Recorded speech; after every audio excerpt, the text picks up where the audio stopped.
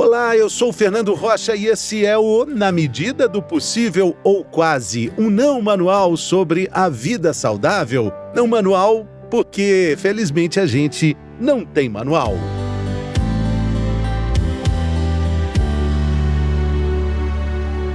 Como se livrar da culpa?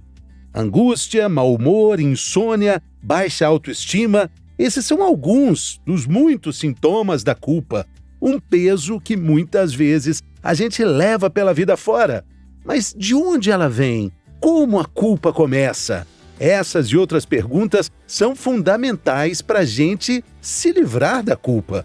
O episódio dessa semana vai falar sobre isso, a culpa nossa de todo dia. Quem participa conosco é uma estudiosa do assunto, a psicóloga Lígia Dantas. Seja bem-vinda, Lígia, tudo bem? Tudo jóia, Fernando, obrigada, viu? Esse assunto, a culpa, é uma questão imensa aí, né? Quem é que nunca se sentiu culpado aí na vida, né? Exatamente. E culpa pode ter outros nomes também, Lígia? A culpa, ela tá ligada à nossa responsabilidade, né? Então, a gente pode pensar que quando a gente está num auto-julgamento irresponsável, se a gente não está seguindo um manual que foi introjetado através de crenças familiares, de uma sociedade, isso pode gerar ansiedade, insônia.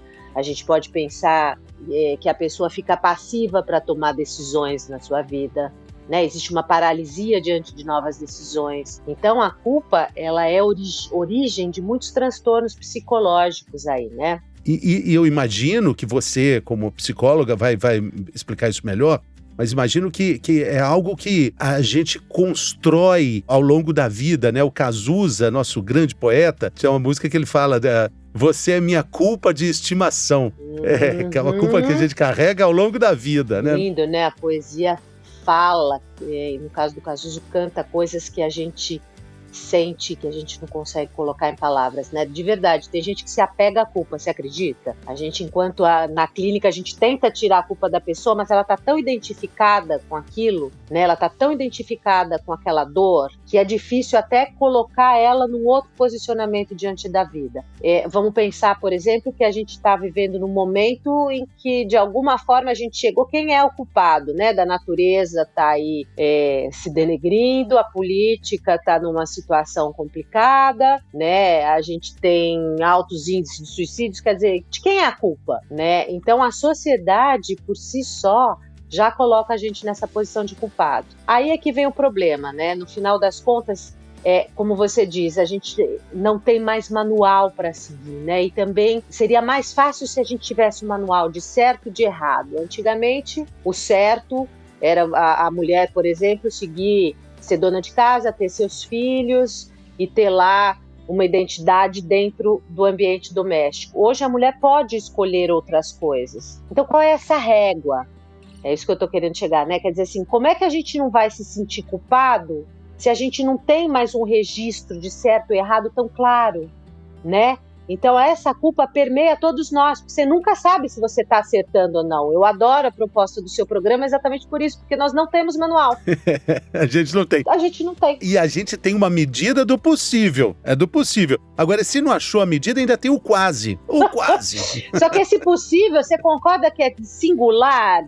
Né? Cada um tem o seu possível. Eu vi um programa seu a respeito do álcool, né? Quer dizer assim, tá bom, tem gente que gosta de tomar o seu vinho diariamente, tem gente que gosta do final de semana, mas qual que é a medida disso? Você vê que tem dois lados, tem duas medidas. Então, a saída para a culpa é assim, qual é o que faz bem para você, o que funciona dentro do teu estilo de vida, o que funciona dentro da tua ética. A gente tem que parar de responder muito à moral, seja ela religiosa, seja ela da natureza, e olhar agora o ser humano a partir de uma ética, né?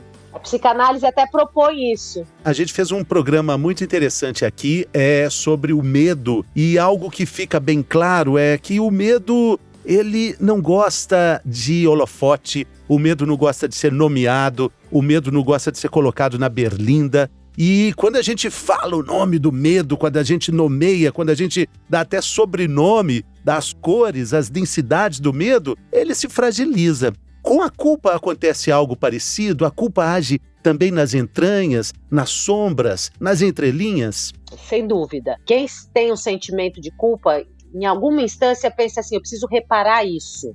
Né? Eu tenho um sentimento de culpa, eu fiz algo errado, então o que eu vou fazer para melhorar? Dizem que, inclusive, os trabalhos mais lindos sociais são advindos de uma culpa, de ter tido mais oportunidades, mais recursos. Então, vamos transformar essa culpa em algo produtivo, em algo bom. Mas tem aquelas pessoas que transformam a culpa em algo ruim, né? Por exemplo, tem pessoas que se machucam por conta da culpa, né? Fazem lesões. Tem pessoas que não saem de casa porque se sentiram culpadas de alguma maneira. Quando você fala sobre isso, quando você nomeia, você alivia a carga disso. Você coloca, e aí você começa a entender que nem tudo é culpa. Da onde vem essa culpa? A minha clínica é baseada em mulheres e casais que estão em reprodução assistida e que, por alguma maneira, elas adiaram, por algum motivo, elas adiaram a maternidade. Então, agora elas estão com dificuldade de engravidar pela qualidade dos óvulos, pela idade avançada, enfim. E o que eu mais escuto é assim, eu tenho culpa, porque quando eu tinha, sei lá, a idade para reproduzir, eu tinha, sei lá, meus 25 anos, eu não pensava nisso. Aí eu pergunto, mas como é que você teria essa consciência com 25 anos se o que era importante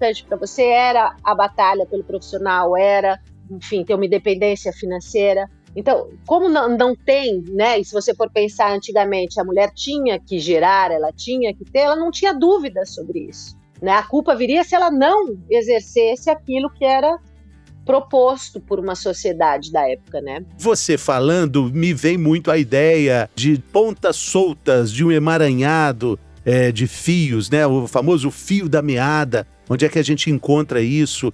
Acredito que um exercício interessante de puxar esses fios, a gente vai encontrar coisas muito enterradas debaixo de tapetes da vida, né? Inclusive culpas que nem são nossas, né? Que foram herdadas. Que nem são nossas. Se você for ver, não é só nossas, né? Existe um inconsciente aí que vai trazendo uma história. A nossa história não começa com o nascimento, né? A nossa história para a psicanálise começa ali no desejo dos nossos pais. Então existem tramas familiares que automaticamente caem aqui e a gente responde a elas. O que eu digo é que a questão do segredo familiar é que gera muito sintoma culposo na criança e naquele. Então, por exemplo, um segredo de uma traição que não é dito, que não é falado, que não é trabalhado, isso aparece em sintoma ali na criança, no adolescente. Então, a culpa é um sentimento muito ardiloso, né? Sim, sim. Agora, e nem sempre tá claro, né? Às vezes vem época de boicote, então aquela moça que ela não consegue se relacionar, né? Freud começou a falar da culpa em 1930, sei lá. Então é uma coisa muito, muito intrínseca do ser humano. O ser humano, e ele precisa da culpa, né? Porque uma pessoa sem culpa, ele é o psicopata, é aquele que mata e tá bom, eu tava com vontade, ele vai pelos impulsos agressivos, vai pelo id, vai pelo princípio do prazer, e ele acaba cometendo crimes, por exemplo, e não se sente culpado por isso. A gente falou também de algo que me remeteu às igrejas, às religiões, né? Eu sou mineiro, Drummond fala muito isso na poesia dele. Mineiro tem muita culpa. Pois a questão da rigidez religiosa, ela é muito complicada, né? E não estamos nem falando do catolicismo, a gente pode qualquer religião, tudo aquilo que é muito rígido, ele engessa o ser humano para a manifestação da criatividade, da espontaneidade. Então, a igreja, de alguma forma, é culpada por essa culpa toda do ser humano, né? A gente defende que, em vez dessa moral religiosa, que agora a gente devia olhar para uma outra ordem, que seria a ordem da ética, da singularidade, né? Agora a questão do sexual, por exemplo, grita essa mudança. Pecado. Né? O pecado, né? Então, muito da nossa culpa vem daí. Afinal de contas, Jesus Cristo morreu por nós ali, quer dizer, a gente já carrega uma culpa para salvar a humanidade. Exatamente. Então é uma culpa. Adão e Eva comeu, né? O Adão comeu a maçã. Exatamente. E trouxe essa questão da sexualidade. Então, do pecado. O pecado moral lado. Exatamente. E essa formação religiosa, ela tá toda carregada com isso. Cuidado, né? Cuidado. Deus me vê, Deus está vendo, né? Opa, e é uma expectativa de entrar, eu acho que a culpa religiosa vem assim, então é prometido o céu. Se eu entrar nessa retidão, né, de serviço, de pensamento, de ações, eu vou ganhar o céu, né, eu vou ter, como se a vida tivesse uma consequência, a expectativa de uma vida plena, né, e a gente sabe que a vida não é redonda, que não é uma questão de merecimento ou é uma ilusão isso, né, de que o céu está garantido de alguma forma. Né? É uma forma até de controle que a gente, da humanidade aqui, para falar, não, se eu fizer tudo certo, vai dar tudo certo. Agora, quando a gente analisa, né, nesse episódio aqui, a gente está fazendo, assim, a gente está colocando esse holofote na culpa, né, coisa que é difícil para a gente falar, mas a gente precisa fazer essas perguntas mais assertivas, e esse processo, ele também leva para um autoconhecimento interessante para a gente entender as ligações que isso tem com, você já falou disso, fobias, com medos, com transtornos. Do sintoma, né? Eu trabalho com reprodução humana assistida, né? E quando o casal se depara, vou te dar um exemplo para que fique claro, o casal se depara aí com a impossibilidade do filho, e você chama esse casal, né, que está vindo já de uma frustração. Quando você começa a conversar com esse casal, esse emaranhado, que a resposta é infertilidade, quando você vai ver, tem questões relacionadas a trabalho, tem questões relacionadas com a sexualidade, tem questões relacionadas com o aborto anterior da mulher, tem relação com a parentalidade, né, com a forma com que ela foi gestada. Então, nunca é uma coisa só. A gente tem que pensar que aí a gente tem que ser o que é realmente um sintoma e o que é esse sentimento de culpa. E quantas são? Porque a culpa, ela acaba entrando num lugar que serve para qualquer desculpa. Não sei se eu fui clara, mas ela entra para uma questão assim que, tá bom, isso é porque isso, é porque eu fiz isso. E nem sempre é. Né? Nem sempre é consequência da vida, às vezes é um acaso. Exatamente, isso é muito legal, porque você coloca ali uma prateleira que você quer preencher de alguma forma e você vai colocando essas desculpas aí, vai colocando esses nomes, né? Nem sempre atualizados, nem sempre coerentes. Eu queria, para nosso ouvinte, eu só queria fazer um parênteses aqui sobre sua página no Instagram, Lígia. Eu adoro te seguir, tem coisas muito legais e coisas muito pertinentes com o que a gente está falando aqui. Eu queria separar 2 posts, 2 frases que você cita lá. A primeira delas é sobre a preocupação, pré-ocupação, né? A culpa está ali no meio da palavra, né? E aí você diz, a preocupação é como uma cadeira de balanço. Ela te dá algo para fazer, mas não te leva para lugar nenhum. Exatamente. Quer dizer, a culpa, que eu estava falando, a culpa é o sentimento mais inútil que a gente pode ter. Porque ela não tem a forma de reparar aquilo que foi feito, diferente do ideal. Vamos dizer que esse ideal nunca é o ideal real, é o ideal que foi passado pra gente, aquilo que a gente achou que a gente deveria manifestar de alguma forma, a imagem que a gente criou sobre nós e que de alguma forma a gente não alcançou. Então,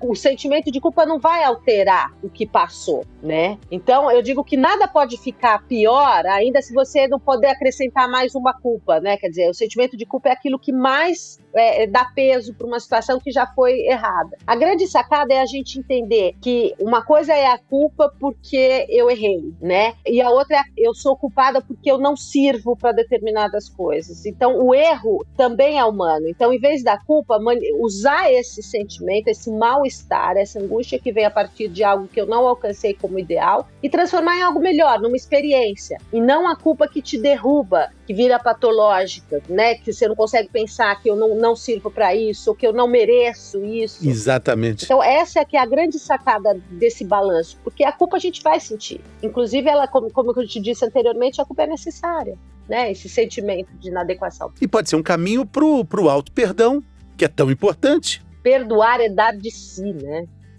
É dar de si um pouco, é dar um crédito a si. Interessante. Né? A gente tem que dar um crédito à nossa imaginação, à nossa criatividade, né? E que interessante. Essa questão do auto-perdão, você libera um pouco esse peso da culpa. Tem um outro post seu também, que eu adoro, que tem muito a ver com o que a gente está falando aqui, até mesmo como dica prática para a gente lidar melhor com a nossa culpa de estimação, como dizia o Cazuza. O seu estado atual não define a sua história. Isso é maravilhoso. Isso é maravilhoso. A gente acha que é consequência de algo, Mas não é, e você não é só aquela situação, é essa bem a diferenciação, quer dizer, da culpa que pode te ajudar numa evolução, a um entendimento melhor, a fazer melhor aquilo que você fez, a se desculpar, a se interessar por uma outra coisa, e a culpa que é aquela que te paralisa, que não faz com que você continue a sua trajetória, né? Você não é a culpa. Né? Somos seres em movimento, somos seres em evolução. É, exatamente. E quando a gente fala, né, até de prevenção de suicídio, né, números absurdamente altos, a gente tem que entender isso, né, que essa dor, essa tristeza, essa mágoa, essa melancolia não nos define. Não. E procurar ajuda, né? As pessoas resistem em procurar ajuda, até por culpa, porque não querem revelar algo que, na moral dela, né, nesse conjunto de regras que ela internalizou, foi muito errado. E fica ruminando aquele sentimento e se achando piores dos seres e não verbaliza isso, né? Que você está dizendo, não, acaba não se perdoando e não ouvindo as suas razões por aquilo, né? As razões por que aconteceu, o despreparo, elas se punem mesmo, né? De diversas formas. Sim, exatamente. Eu acho que essa é a dica que fica. Essa frase diz muito sobre como a gente pode enfrentar a nossa culpa e como é que a gente pode conhecer essas culpas, né, Lígia? Isso mesmo. Queria te agradecer muito aí sua participação, adorei o episódio, gostei muito. Vou indicar o Instagram, qual é o... É Lígia Dantas Psi. Lígia Dantas Psi, é muito legal. Pode seguir lá, Lígia, que você vai ter inspirações frequentes para seguir a vida com mais entusiasmo e mais autoestima. Valeu, Lígia, muito obrigado pela generosidade. Obrigada, Fernando, um abraço, viu? Obrigada. Tchau, tchau. Valeu. Para você que acompanhou a gente até aqui, muito obrigado pela companhia.